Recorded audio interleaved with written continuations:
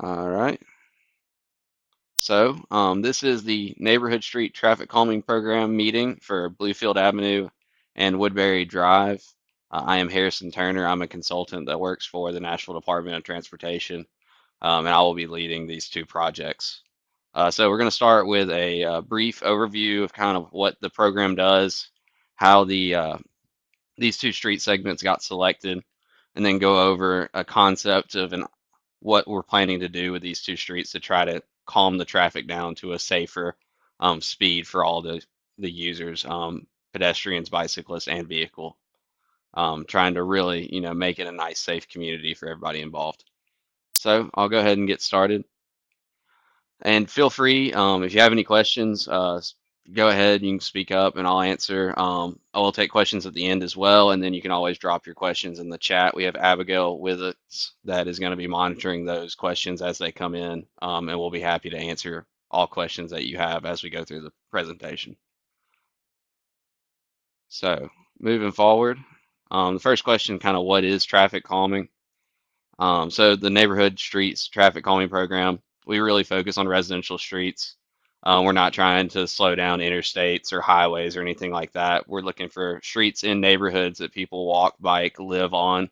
And we're trying to do things that will physically cause vehicles to slow down, and really trying to get that speed reduction down to a safe speed for all of the users of the street. So that's kind of where our focus lies, is that neighborhood streets part of the traffic calming programs where we really, really pay all of our attention to. So we do that through the 3 E's of traffic calming. The first one is through education, just through driver awareness, through understanding that speeds do play a factor in the severity of crashes. The second one is through enforcement. That is with our great partners, the Nashville PD and Metro PD. They're the ones that really handle the enforcement. That's not necessarily something that NDOT controls, but that is one of the 3 E's and one of the main things one of the main ways we can bring speeds down. And then the third E is the one that we really focus on at NDOT mostly. Being an engineer, is we're trying to engineer the streets to promote a safer environment for all people involved. So that's where this program comes in, is mostly on the engineering side, trying to really make it a safer street. So this is part of a Vision Zero initiative. Excuse me. Is there a question?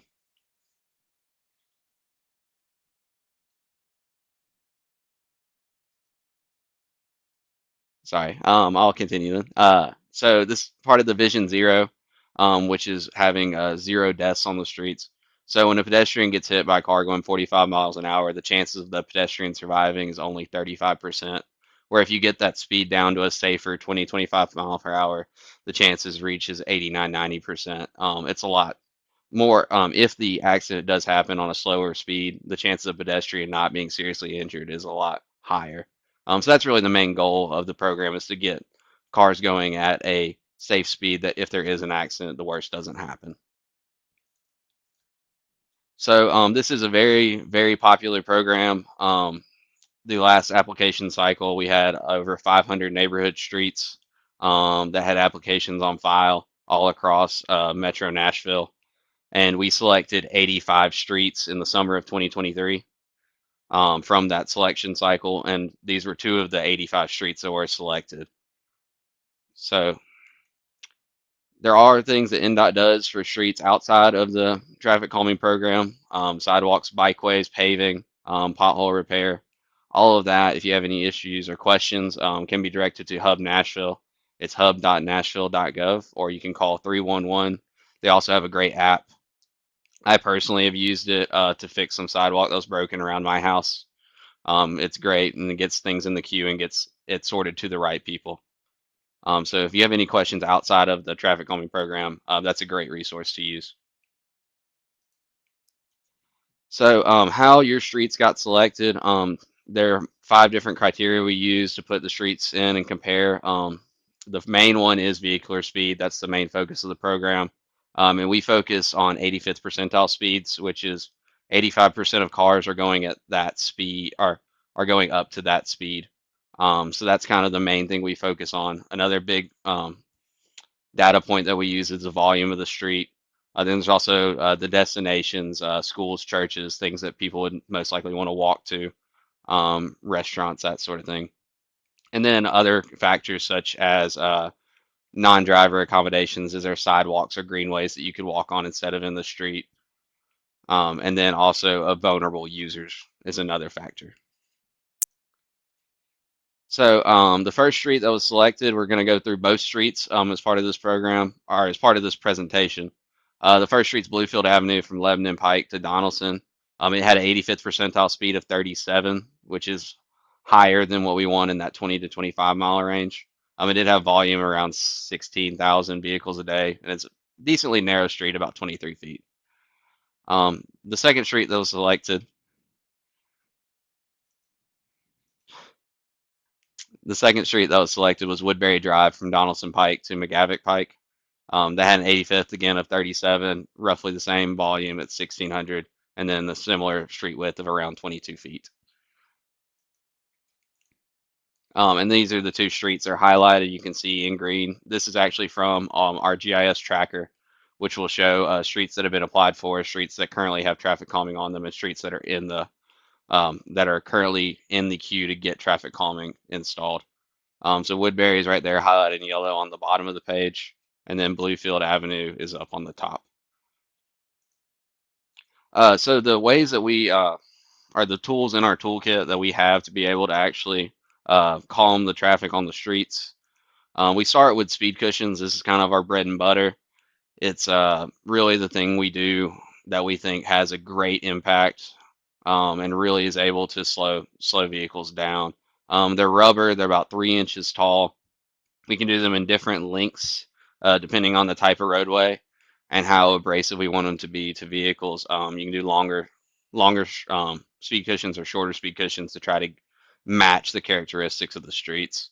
And they are roughly 6 feet wide. And they have the gaps in them which allow emergency vehicles to kind of pass over them and not be as hindered as if you had put a speed table, which is the second tool in our toolbox. Are those larger tables that we can use in certain instances where speed cushions we don't feel are applicable. They are the same as the speed cushions where we can vary. They're modular. We can vary the length, but they don't have the gaps in them. And these vertical measures, they work. The speed cushions work. The average speed typically drops around 9 miles per hour with the 85th percentile speed, that engineering speed that that we really care about with the program. That drops around 12 miles an hour. And this is actual data from some traffic calming measures that we have input in Metro Nashville. So we know that they work. We know they work in Nashville. They're great tools that we have to be able to get the speed down to uh, a safe, comfortable speed for all the users. Another thing we have are radar feedback signs. They're really good when speed cushions aren't available due to curves or hills or that sort of thing. They do have an average speed reduction about 6 to 7 miles per hour. By showing that, it really is a good way to get the driver's attention to make sure they know, hey, I'm speeding, I need to slow down. Another thing we can do is pavement markings and narrowing, so we can add edge lines and that sort of thing to roadways. That really narrows the lane down, narrows basically the availability of pavement that a driver can drive on, which kind of makes them feel uncomfortable. Even though you're not really changing the amount of pavement, it makes you feel uncomfortable, makes you drive a little slower. So that's another tool in our toolbox that we like. Very similar to that is the bulb outs and the chicanes. Bulb outs do the same thing where they narrow the lanes down, make the driver feel a little bit more uncomfortable. And chicanes actually cause a little bit of horizontal deflection, which makes the driver kind of dodge around the roadway instead of being able to just go straight at a high speed. They have to kind of maneuver, which does create a slower environment. Another thing we can do is traffic circles, especially at really large intersections. We can do a traffic circle, which makes, once again, adds horizontal deflection and slows speeds down. So going into the actual concepts for the individual roads. So this is the concept for Bluefield Avenue. There's 2 stop signs and a street light, one at Lebanon Pike, Overhill Circle, and then Donaldson. And then we're proposing a set of 5 cushions between those. They're spaced at roughly 400 to 500 feet apart, which is the recommended spacing for speed cushions to keep cars down to that safe 20 to 25 mile per hour. And then I'll go on to Woodberry real quick. Woodberry is a longer stretch. It's from Donaldson to McGavick. So we're proposing 9 sets of cushions and then one radar feedback sign at the hill going down towards McGavick, trying to really show that, as you're going down the hill, you're going to be picking up speed. So it really is going to alert drivers that they are speeding at that point. Um, Before I move on, is there any questions on the concepts for Bluefield or Woodberry, or anything that anybody would like to discuss as we're on these two sheets? Uh, Absolutely.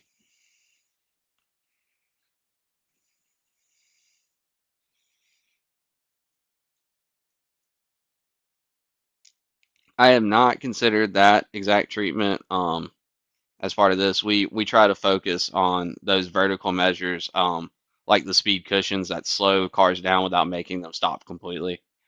Trying to get everybody to be able to still pass through at a reasonable time frame, but at a slower, safer speed, such as the speed cushions allow at that 20 to 25 mile per hour range.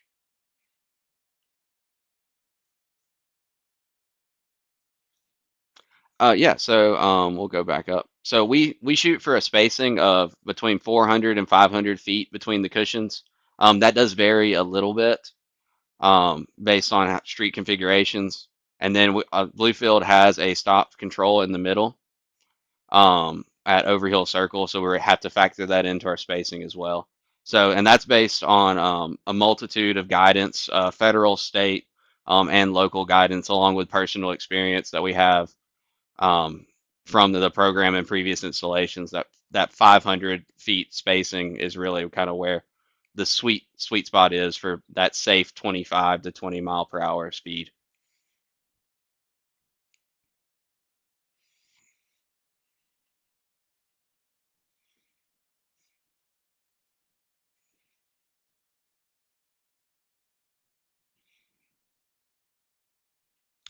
So the 37 mile per hour counts were done. So this was selected as part of the selection for the summer. So those counts were done this fall. Or sorry, this those counts were done this fall after the selection period. So I do believe I don't know the exact dates on if it was done before or after the 25. We can definitely go back and check. But even if it was done during the 30 mile per hour limit, um, it still is over that 25 mile per hour, 20 to 25 mile per hour safe zone that we want our streets to be in, that are neighborhood streets that people walk and play and live on. I am happy to hear that the 25 mile per hour pavement markings and the radar that we're able to use has been helping. That's very, very good to know, and excited for safer streets.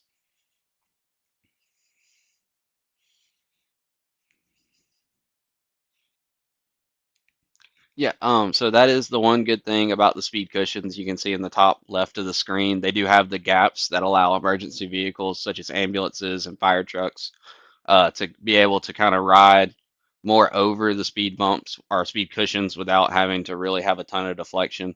That is one of the main reasons we use the cushions over the tables. Um,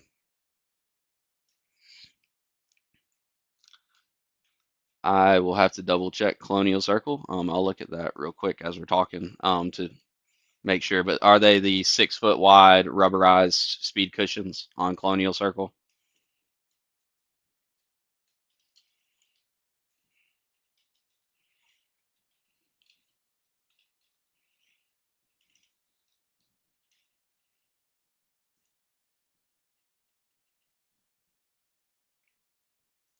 Yeah, we try to.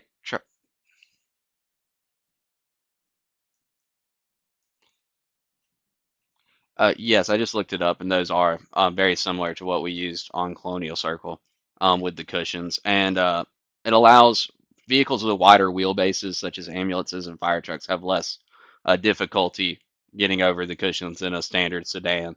And that's kind of the idea behind the cushion is regular pedestrian or regular vehicles um, have more issue getting over them at a faster speed, where it doesn't impede emergency vehicles near as much as a full table. Yes, absolutely. That's the point of this meeting is let if you can tell me your concerns and suggestions, we can definitely workshop different ideas. If chicanes are preferred, we can definitely look at that option as well. Um, so I will go up to the chicane right there. So chicanes are the one on the right here. You can see how. Oh, sorry, sir. Chicanes are where we basically weave the road back and forth between the curb line. So it makes people turn or veer to the right and veer back to the left instead of being able to drive completely straight.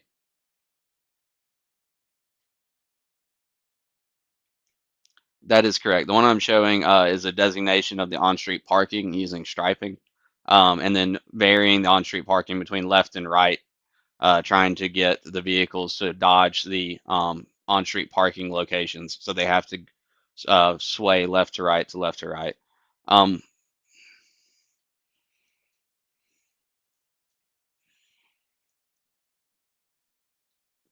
yeah.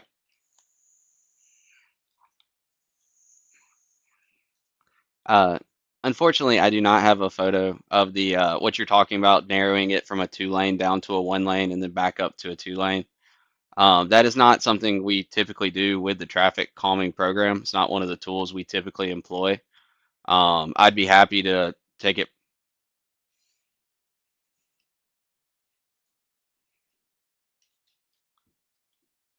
That So there's two conversations going on here. One is about the chicanes that are on Bluefield. This is a joint meeting with Bluefield and Woodberry.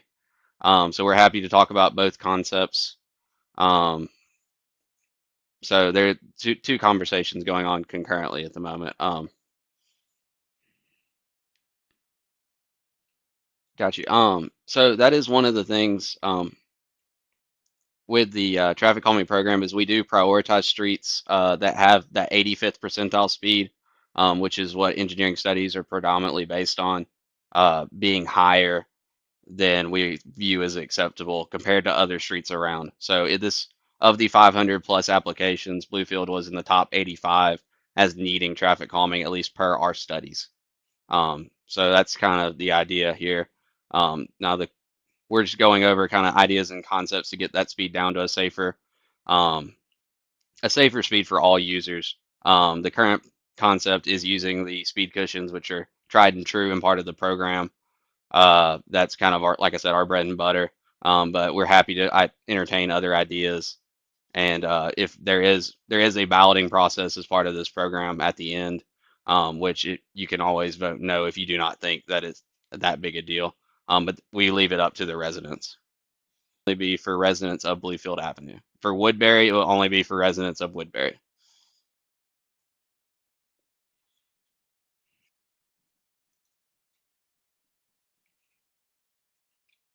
We have not considered discouraging biking on Woodberry. That's not part of the program. The program is really about calming down traffic. You're right, Woodberry is very narrow. It is only, I think, 22 or 23 feet wide, which is pretty narrow for a residential street. One thing that's part of this program is with having it being slower speed, it would be more comfortable for people that are biking in traffic, um, and be more safe if there is a collision with a bicycle and a vehicle. But we have not looked at discouraging or encouraging biking as part of the program. This is purely a vehicle traffic calming program. Yeah, so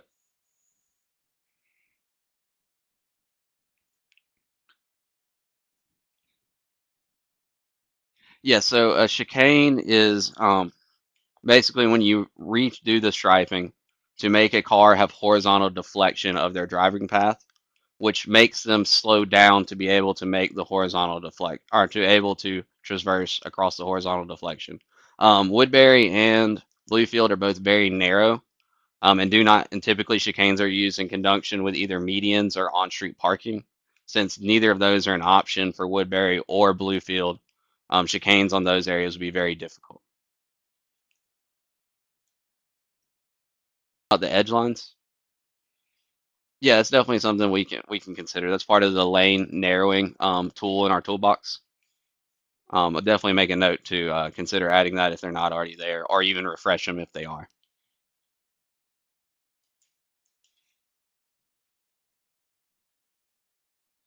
Uh, we typically lean towards speed cushions that do have the gaps for allowing emergency vehicles. And then the spacing of those is, like I said, roughly 400 to 500 feet, based on engineering study that proves that that brings traffic down to that safer 20 to 25 mile per hour range. Yes, I see Gary and Julie.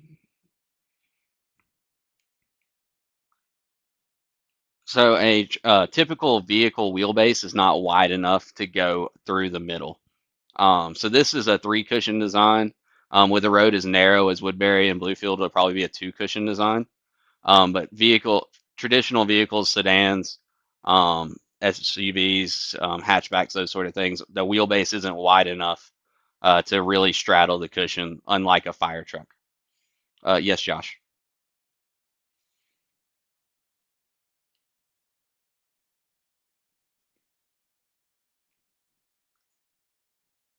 Josh, you got your hand raised?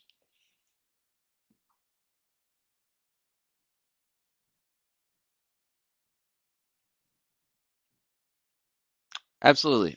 So the first point you made about the police enforcement, that is the second E of the three E's of traffic calming. That does reside with our great partners at Metro PD. Unfortunately, they do have a lot of things going on and they have a limited staff. So they're not able to be at every stop sign in Davidson County.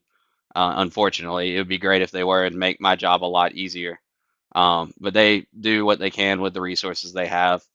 Which is why we're going to the 30, the engineering design with the speed cushions. Um, and then to your point about the people voting, that is a part of the program. We do not move forward with installations of physical measures like the speed cushions without having a vote of the people that live on the street that is affected. So that is part of the program. We will have a ballot and it will have to pass um, with a 66% threshold. Um, I can, yes,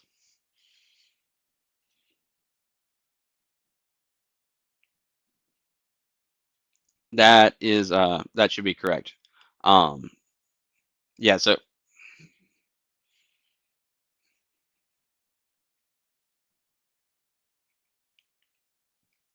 that is a good point. Stop signs, they are only good if people stop at them.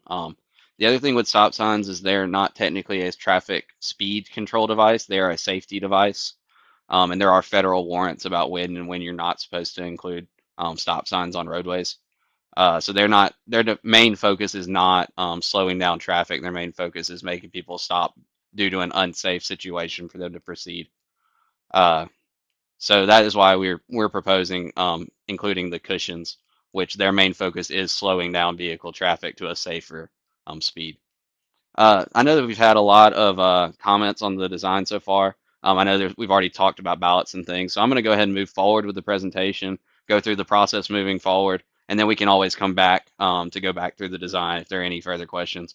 I just know we've talked about some things that are in the presentation that I would like to get through and make sure everybody has a full understanding, and then we can come back and flesh out more design and more conceptual design questions if that's okay with everybody. So we're gonna go through the schedule here. So the first thing was an application. A resident of the street had to apply for both Bluefield and Woodbury. There are two cycles every year, winter and summer.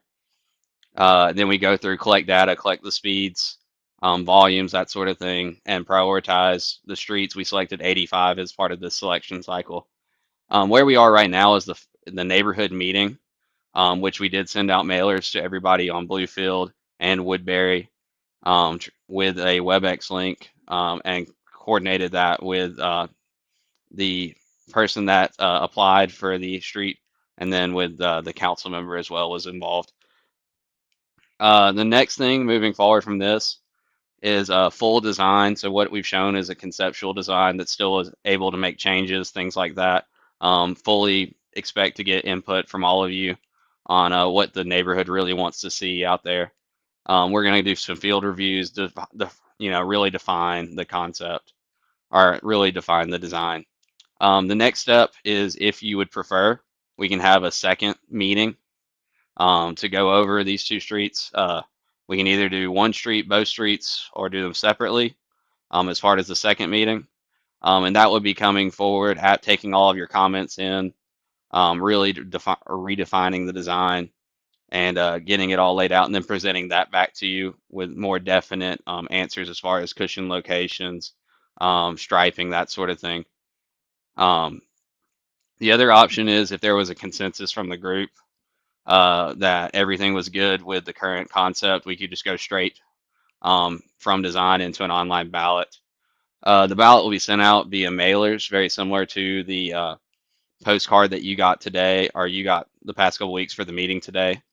And then there is a 6-week window for voting. If there is a successful vote, which is 66% of the people that vote. So if 2 people vote and one of them says yes, one of them says no, that's a 50-50 fail. If 3 people vote and 2 people say yes, that's 66% of 3. Or however many people vote on the street, you need 66% of the people that vote. And then, assuming that it does pass, NDOT will order materials and send out work orders to their contractors to try to get it installed as quickly as possible. There is some backlog on a lot of our materials, so that is a rather lengthy time frame for construction. But that is the schedule moving forward. And then, like I said, with the balloting, this is a sample ballot. Each ballot has unique IDs. You only get 1 vote per residence. So if you own multiple properties on either of the streets, you still only get 1 vote. Schools, churches also get a vote. So schools, churches, residential properties, vacant properties are not eligible. Businesses are not eligible. This is kind of the map of the people that are eligible to vote for the Bluefield Avenue project. And then this is the map of the people who vote on Woodberry. And it's, if you are fronting Woodberry Drive or Bluefield Avenue and you only own 1 house, you are eligible. If you own multiple houses, you are still eligible, but you only get to vote once.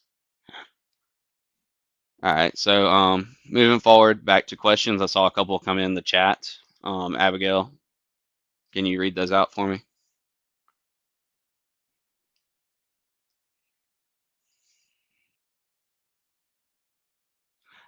Gotcha. So yes, the plans were not currently on the postcards. The first postcard we send out is just an invitation to this meeting. So what we're going to do is we're going to take this meeting. We'll put it online. We'll put the concept online. And when we send out the postcards with the ballots, it will have a link to the plan itself, so you can be able to see it while you vote.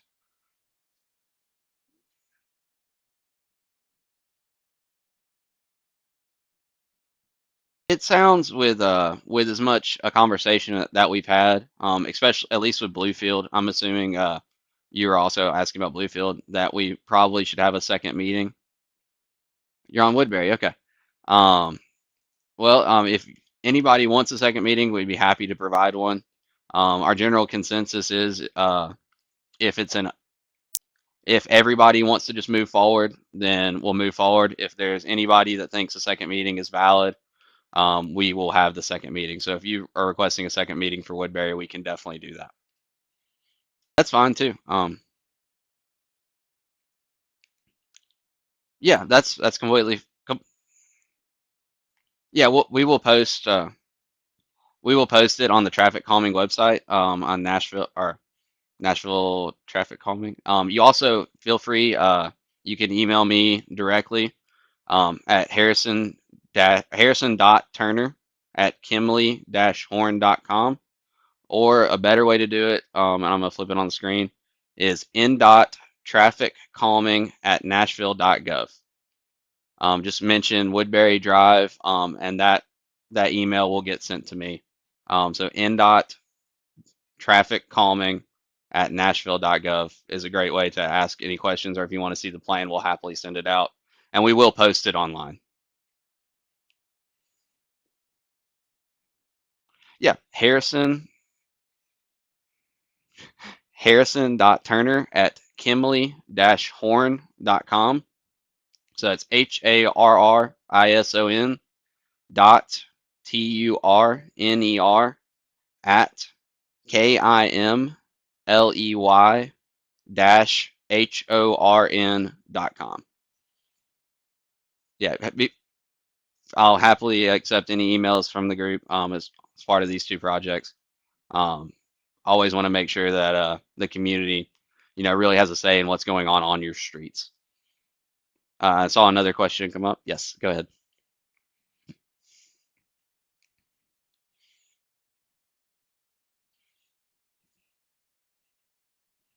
Yeah, if you can send it directly, you want to email me directly, that would be perfectly fine. Um, like I said, I'm happy to answer any questions directly. That's what we're here for. Absolutely. So let's just go ahead and see. Does anybody, I know, I'm assuming, sorry, I don't want to assume. Does anybody at Bluefield think they would want a second meeting once we define or refine the design a little bit further, to go over it again?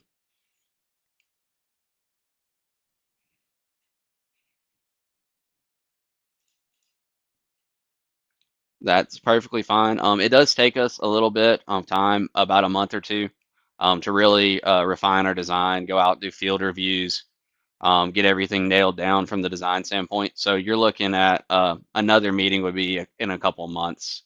Um, so you're probably not looking at one before the holidays. It would be looking at it sometime early 2024. And then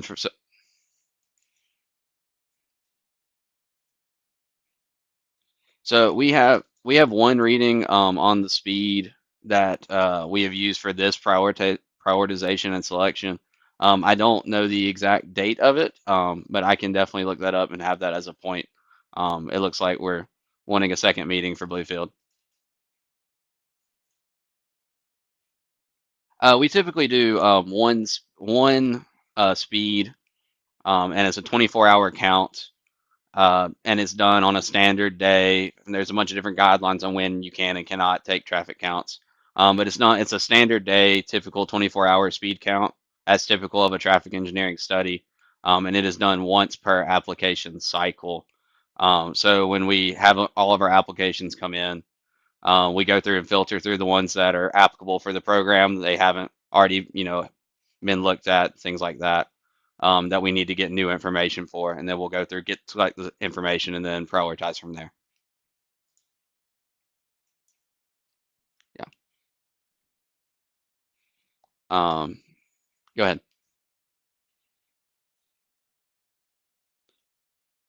All right, and then on Woodberry, was there anybody from Woodberry that wanted a second meeting, or would you prefer just for me to post the design online, and then go to an online ballot, or even then reach back out about a second meeting at that point?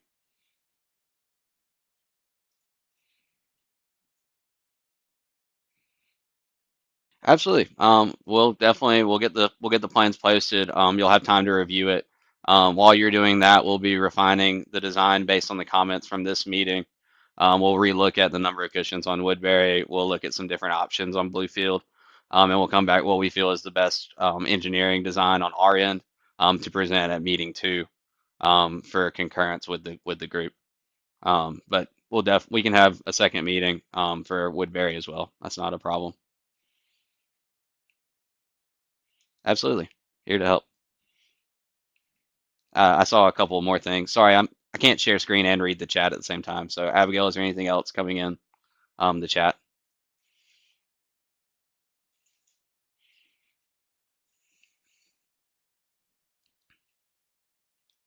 Gotcha. So our general consensus is, if anybody wants a second meeting, we will have a second meeting. So unless it was completely unanimous to just move forward.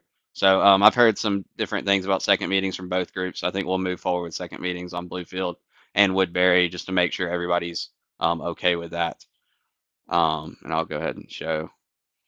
So Bluefield is once again here, and then with 5 proposed cushions, and then Woodbury is currently at 9 proposed cushions, and a radar. Any other questions, comments from the group as we move forward with our design?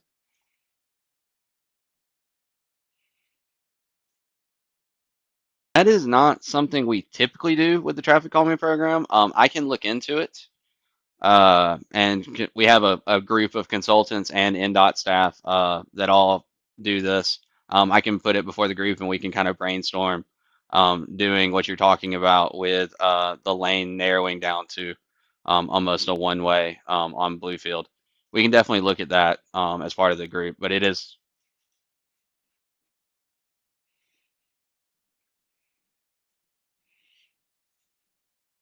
um, absolutely, we'll definitely look into it.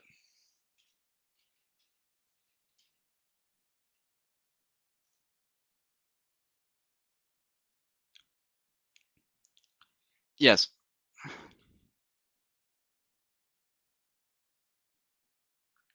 absolutely. So the application was done. Was performed, and then there's a 2 month prioritization and selection period. So the application was put in as part of the summer of 2023, and then 2 months of just our reviewing data, getting the street selected, and then coming up with a conceptual design. Then we had the neighborhood meeting, which by the time we send out mailers and actually get to this point, that's another additional month. So you're looking at 3 to 5 months right there since the original application, just to get to this point. And then it takes another couple months for us to finish the design. With our additional second meeting, we'll have another month to get all of that out, to get the mailers out and get everybody on the agenda so they have enough time to move things around to be able to attend the meeting. Balloting is a 2 month process with a 6 week voting window, and then you're looking at 8 to 10 months of construction, and that is the fast timeline. The slow timeline is if the ballot does fail, um, we would not be able to institute vertical measures on the roadway, which then means that if you wanted to reapply in the future, you'd have to wait until the application drops out of the selection cycle, which I do believe is either a 2 or a 3 year hold on the application. So you'd have to wait another 2 to 3 years to apply and then go back through this entire process again. So it is not necessarily um, a short program as much as we would like it to be shorter. There is a lot of community involvement, a lot of engagement, a lot of design on our end, engineering design that goes into these. So as far as meeting guidelines, curves, hills, speeds, traffic studies, and data analysis and collection. So there's a lot that goes into it, and it isn't necessarily a quick process as much as we would like it to be. So,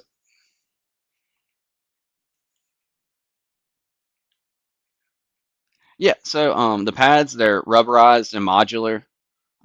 So what they do is they are able to screw the pads into the pavement using an assortment of screws. I think there's 20 to 30 screws per module, and then 3 to 5 modules per. So it's a lot of screws, and it does take a little bit of time. Uh, Typically, they're not going to be there overnight. There's not going to be any delays during peak hours. They try to get in and get out pretty quickly. The main slowness in the construction is actually getting the materials ordered. With the recent pandemic and things, we've gotten a huge backlog of these projects. So getting all the materials in, getting them stored, and then getting the contractor with the crews available to go out there and actually install them, getting it onto their schedule because they, like I said, they do have a big backlog they're currently working through with all the previous selections. So that's where the real holdup is. The actual installation is fairly quick.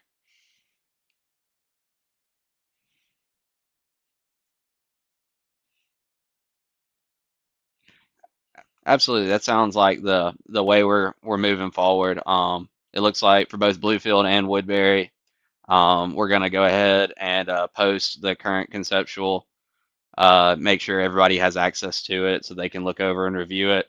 And while y'all are reviewing the conceptual, we'll try to nail down some finer details on our end, and then present a more refined design along with the comments that we've heard from this meeting for further comment and review from the public, the citizens of both Bluefield and Woodbury. at a later date in meeting two. That way we can either have a consensus that yes, this is the way to go, or no, it needs some more refinement, or no, we're just done with the idea in general and we want to vote it down. Hopefully not the latter. I really want, as a resident of Davidson County, I enjoy being able to walk and bike and have safe streets for me and everybody else. Uh, but it looks like we're going to go through, going to go ahead and get these available to the public, and then that way y'all can look at it, review it, and come back with more ideas, and a consensus can be made maybe at a later date at a meeting too.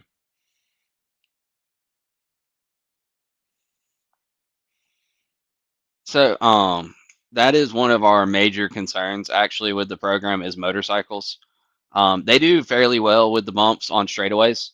Um, it's when they're in tight curves is when motorcycles typically have issues. And we actually have guidance from our group, and then there's federal and state guidance on when you cannot place the cushions in tight curves because of motorcycles.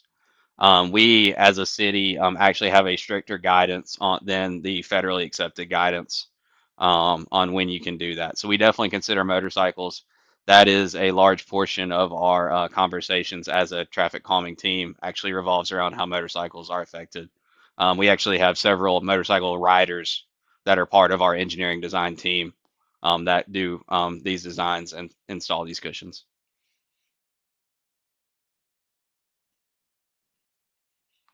Yeah, so generally it's the tighter curves when you actually lay down on the motorcycle and lean is the issue. So larger, windier curves are not as much as the sharper, tighter curves. The official guidance is roughly 300 feet as far as the radius of to the center line of a curve. We try to not do anything more than 500 feet. That's our typical guidance. Anything that's under 500 feet from a curve radius, we have to go through an extra step of precautions with our group. So if you notice, there are not any tight curves on Bluefield or Woodberry that have cushions laid on them. If you're able to see the concept, there is a tight curve on Woodberry going down the hill towards McGavick, and instead of having a cushion, we have a radar proposed there just to avoid that one scenario. Perfect. That's a great question. Not all of these have been great questions, honestly. I enjoy meetings with a involved community. It means that everybody really cares. Yeah. So I'll go back to the cushion if you can see it. If not, I'll read through the specifications. So they're 3 inches tall, and that is the center part of a cushion. So they're modular. So they have a ramp up part, a top part, and then a ramp down part. And we can actually change how many middle like top pieces to make the cushions either 7 feet long, 10.5 feet long, or 14 feet long. And they are all 3 inches tall at the top part with the middle piece. And then there are widths of 6 feet, which means that a standard sedan hatchback, basically vehicle you see on the road, I drive a decently large SUV and I still can't straddle them, just because that 6 foot width is wide enough that you have to have a tire on it and really slow down, or else it will be slightly uncomfortable.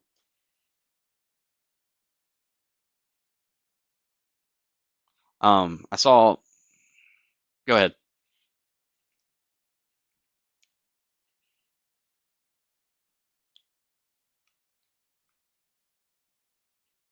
The cushion, the 7, the 10.5, or the 14.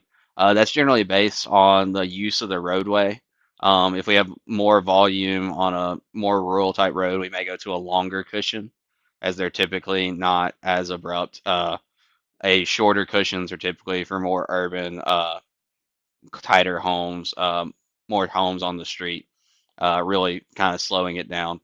So it lets us have a little bit more flexibility on the engineering design between trying to be closer to that 20 mile an hour or trying to be closer to that 25, is what the lengths of the cushions are used for. So it's a good suggestion for the 7 footer. As we refine the design, we'll pin down 7, 10.5, or 14. Probably looking at either the 7 or the 10.5 for these two streets. But that'll be something we can talk about for certain in meeting two.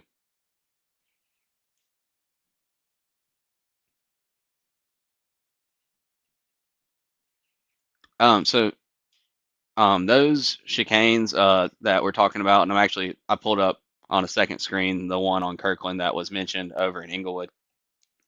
Those are not typically done as part of this program, but because of I mean, how many people have wanted them and the voice for them. What I'll do is I'll take that back to our larger group of engineers, and we can debate the merits of it as an engineering group, and then decide if we think, from an engineering standpoint, it's a good application for Bluefield. Um, that's definitely something we will have an update on in meeting two, um, as far as the option to use those type of one-way chicanes on Bluefield.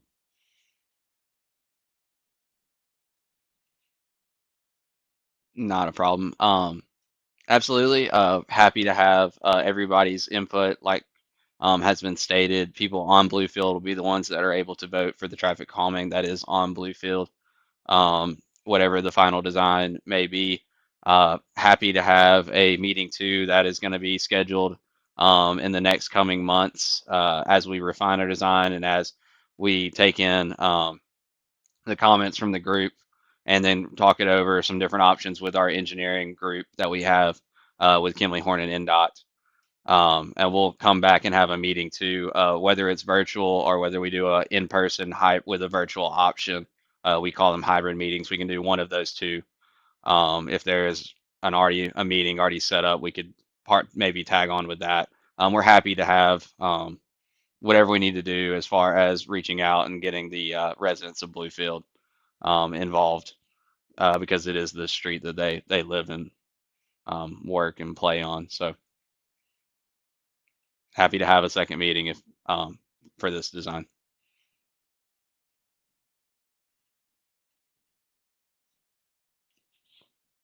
All right. Any other questions, comments before we conclude this meeting? I do want to be appreciative of everybody's time. I know we scheduled this for an hour. I'm happy to stay a little longer if people still have more questions and want to talk. But I do want to be, aware of everybody's time commitments on a a weeknight. So if there is any other questions, comments, happy to answer those now.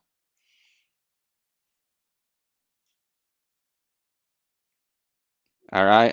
Abigail, anything from the chat that I'm missing?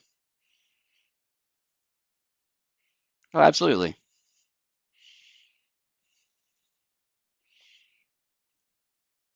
So, Overhill Circle and Spring Valley Road and Cumberland Circle all are separate streets that would have their own application. So you're correct in that one.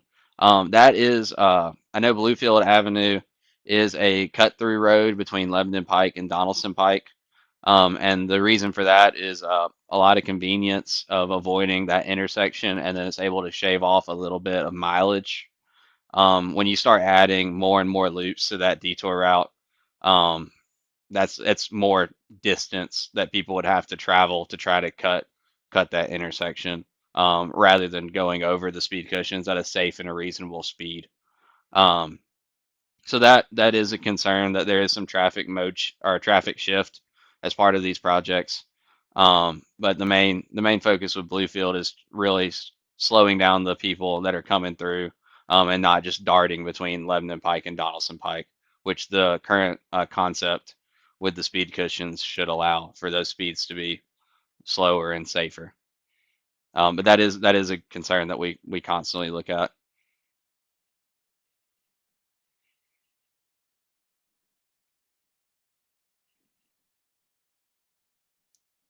I'll go back to the slide. There we go. So it is residential properties, churches, and schools, and it's by owner of the property. So if you are renting a property, it would be whoever owned the actual property. We do have cases where people own multiple properties and rent them out. If that's the case, then the owner of multiple properties only can vote once. So it's for people that actually physically own the property affronting Bluefield Avenue or Woodberry Drive. They're the ones that get the vote, and you only get one vote per person.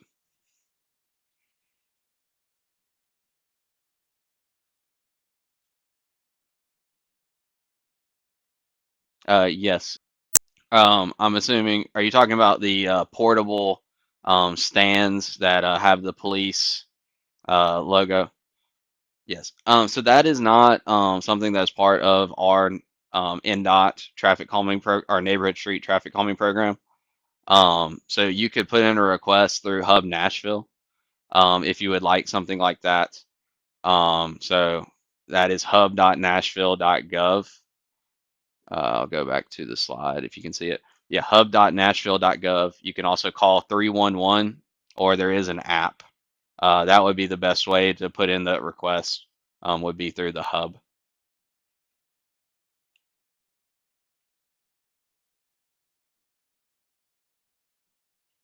So the streets that have current applications that were not selected. So there is a cycle where your application stays in the group, but it is encouraged for you to go ahead and reapply.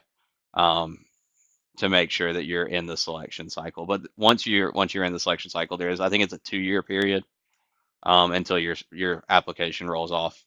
But if you want to be safe, you can always reapply. We go through and filter those as part of the prioritization and selection process.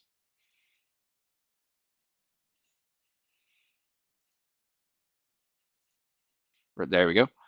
So if you're viewing it, this is the radar feedback sign where you've got the speed limit, and then it's got the radar where it shows your speed underneath. Those are shown to reduce the 85th by about 7 miles per hour, and the average speed by about 6 miles per hour.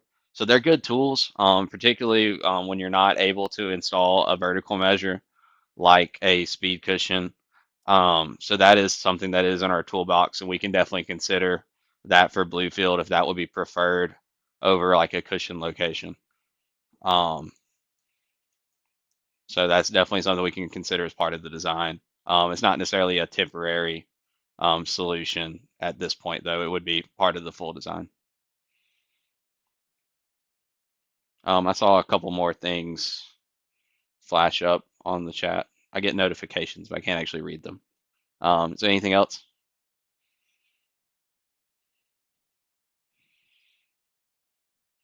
Oh, absolutely. We can look at doing that in addition to the speed cushions. Typically, we don't want to over sign just because people then will not pay as much attention. If you're paying attention to the cushion and there's a radar feedback sign right beside it. So typically use either or. But we can definitely look at maybe going with a little tighter spacing and things like that to make it work out.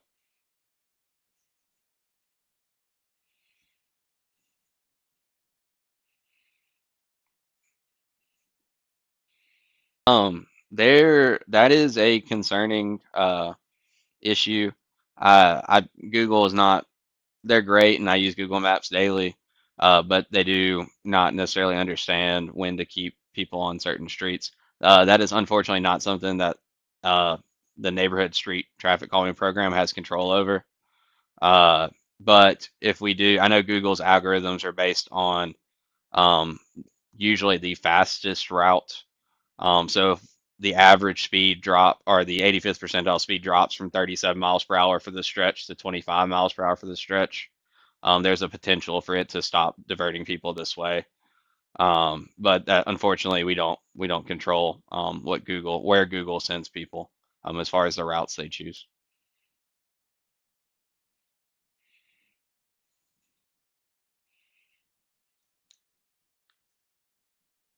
That's really good info. Unfortunately, I don't know much about Google, but uh, that sounds really promising.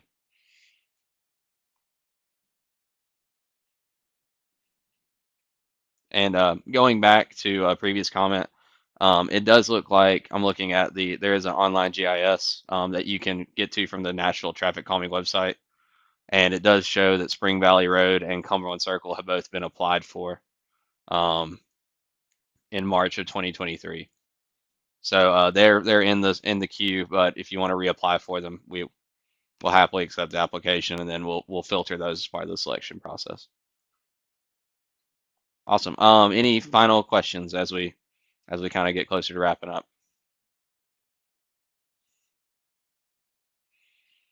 That is not my understanding. I do not.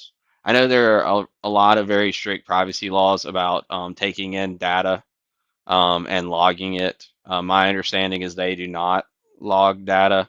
I know there are different traffic calming devices around the U.S. that do log data, and it's very difficult to work with those type of devices because it has to be anonymized before they do allow even people to use data. So those do not, to my knowledge, log data, and even the devices that do log data, they in the U.S. there's a lot of really strict laws that require that data to be anonymized so individuals can't be picked out. So that's not something we try to look for as part of any traffic calming program. Is we're just trying to get the speeds down to a nice safe thing. We're not logging anybody going down the road, any individual at least.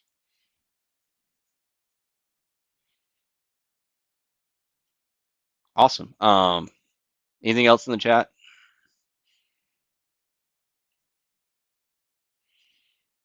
Awesome.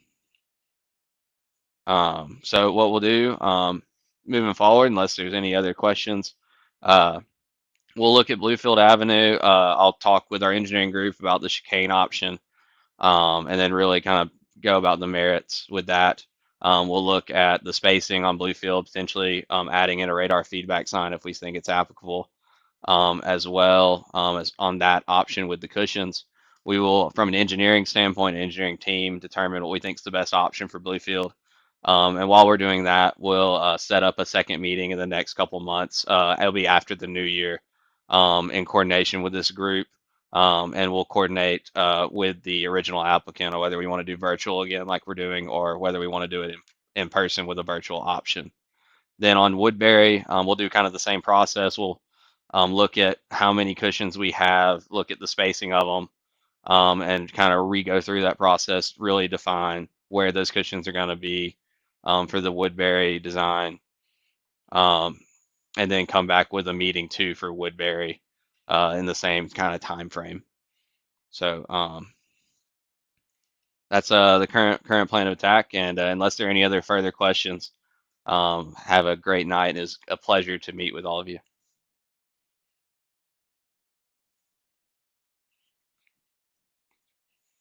Thank you.